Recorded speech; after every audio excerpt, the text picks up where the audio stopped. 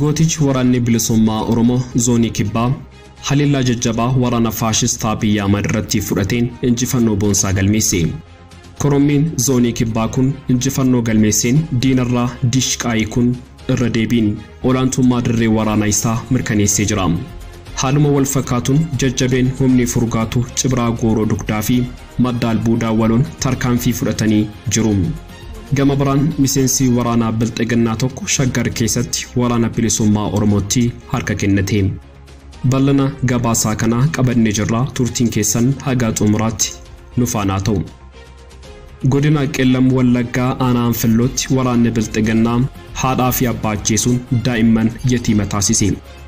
Giddugalli dararaa magaalaa Galaan bakka dhala namaa kolaasuu, qaama hir'isuu fi lubbuu balleessuu dabalatee bakka yakkoonni sukkanneessoo itti raawwataman ta'uu keessa beektonni saaxilan.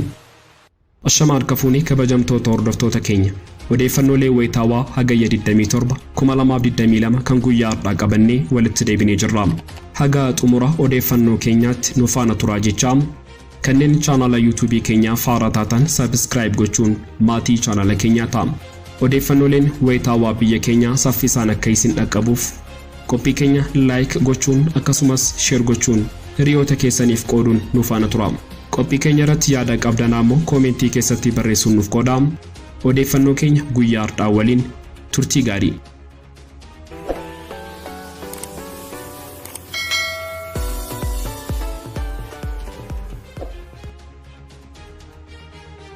Gootichi waraanni bilisummaa Oromoo zoonii kibbaa haleellaa jajjabaa waraana faashistaa biyya madirratti fudhateen injifannoo boonsaa galmeesse.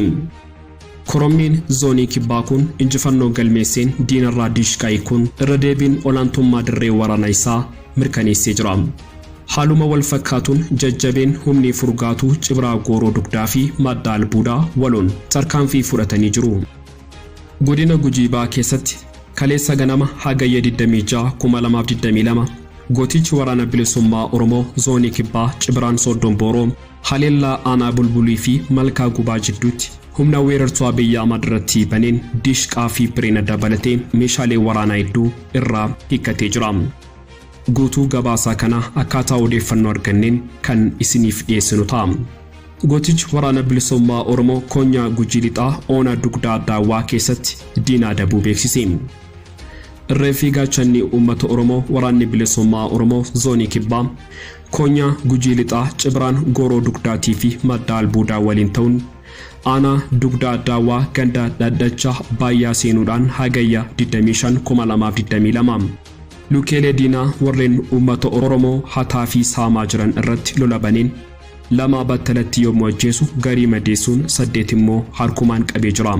Tuma fufiinsaan kaleessaa ganama aanuma kana ganda walga'ii meedannoo iddoo addaa teelee bakka jedhamutti hadheeduudhaan paatroolii tokko daaraa gochuun 6 battalatti ajjeesee 2 immoo madoo dandammii hin qabneen adabee jira. Gama meeshaatiin qawwee AK-10 irraa hiikkatuun galii dantaa qabsoo bilisummaa Oromootiif oolchee jira. Lolli bilisummaa goleelee Oromiyaa mara keessatti finiinee itti fufas jedhee jira.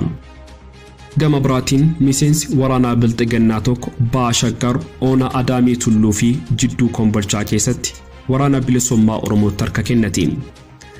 Ilmaan Oromoo miseensa waraana murna Bilxiginnaa ta'an mooraa sirnaa cubbuu fi dabaa kana gananii wabootti harka kennachuu itti fufanii jiru. Haaluma kanaan kaleessaa hagayya 26 2022 Ba'aa Shaggar Oona Adaamii Tulluu fi Jidduu Kombolchaa mooraa waraanaa Bilxiginnaa magaalaa Bulbulaa naannoo Sodaash keessaa ilmi Oromoo tokko qawwee AK-1 fi rasaasa 30 waliin mooraa diinaa ganuun mooraa qabsoo bilisummaa Oromoo kan waraana bilisummaa Oromoon hoogganamutti harka kennatee jira. Ilmi Oromoo kun kanaan dura dirqamaan qabamee akka leenjii fudhatee kaasuun sirnichi uummata Oromoo balleessuuf nafxanyaa waliin waltee hojjechaa waan jiruuf ilmaan Oromoo miseensa waraanaa Bilxiginnaa ta'anii amma sirnicha tajaajilaa jiran sirnicha ganuun gara waraana bilisummaa Oromootti harka akka kennatan dhaamsa dabarfatee jira.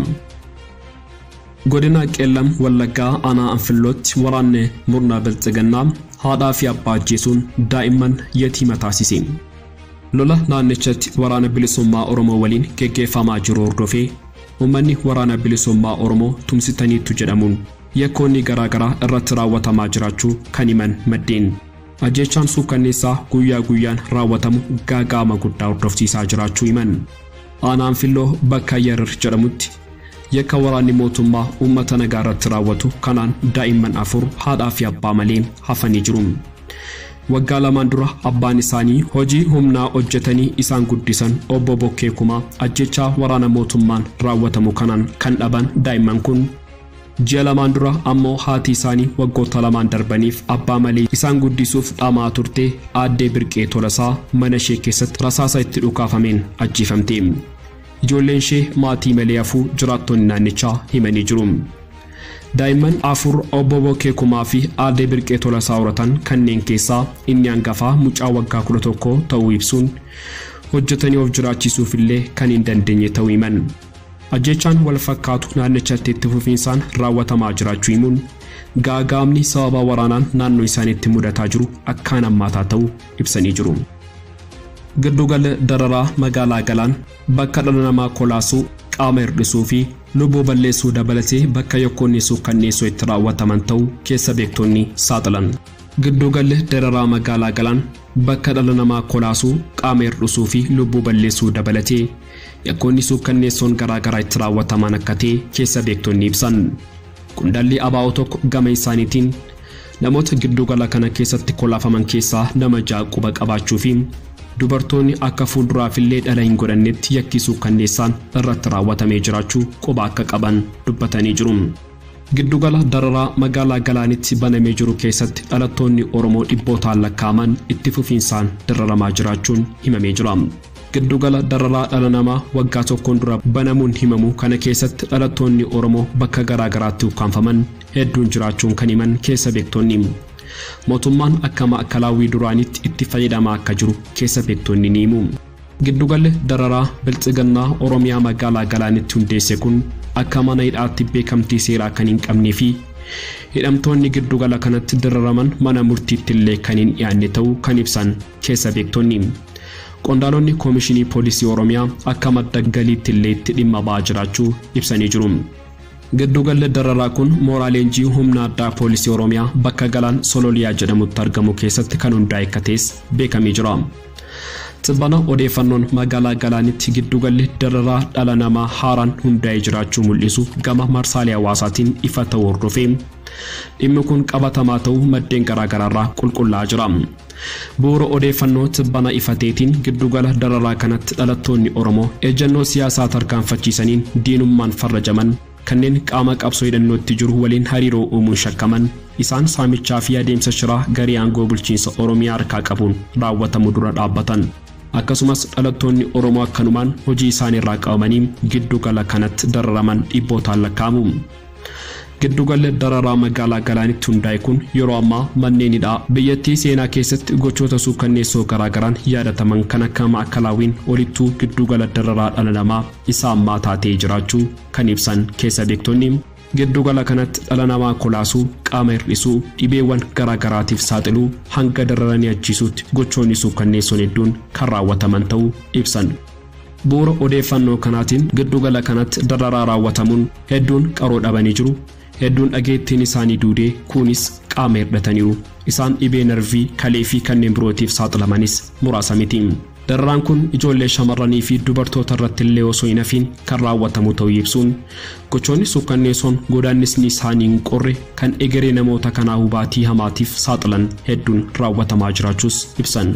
Mootummaan mana hidhaa maakalaawwii ilmi namaa keessatti dararamaa ture cufuu ibsus manni hidhaa dachaa hedduun maakalaawwii caalu azaaba lafarraa jechuun kan danda'amu asuma naannoo keenya magaalaa Galaan keessatti garee ukkaamsaa garee annaa fi shiraa aangoo bulchiinsa Oromiyaa irratti wal ijaareen baname ilmaan Oromoo kumaatamaan lakkaa'aman keessatti dararaa suukkanneessaa argaa jiru jedhu maddeen odeeffannoo. Maqaa namoota giddugala kanatti dararamaa turanii fi itti fufiinsaan dararamaa jiranii hanga adda baafatan tarreessuun miidhaa isaan irratti raawwatames ibsanii jiru. Qondaalota olaanoo Koomishinii Poolisii Oromiyaa fi ajajoota isaa sadarkaan jiran dabalatee isaan qorattoota jedhamanii giddugala dararaa magaalaa Galaanitti hundaa'e kanatti ramadaman. ilmaan Oromoo irratti gidiraa geessisaa jiraachuus kan ibsan maddeen odeeffannoo kun gochi giddugala kanatti raawwatamu saamichaafis itti dhimma ba'amaa jiraachuu saaxilanii jiru. Egaan kabajamtoota hordoftoota keenya odeeffannoolee wayitaawaa nuti sa'aatii kanaaf qabannee dhiyaanne sumarratti goolabama. Kanneen chaanala YouTube keenyaa faaraa taatan subscribe gochuun maatii chaanala keenyaa ta'aa. Odeeffannooleen wayitaawaa biyya keenya saffisaan akka isin dhaqqabuuf qophii keenya like gochuun akkasumas share gochuun hiriyoota keessaniif qooduun nu faana turaa. Haga xumura odeeffannoo keenyaatti waan nu faana turtaniif galatooma.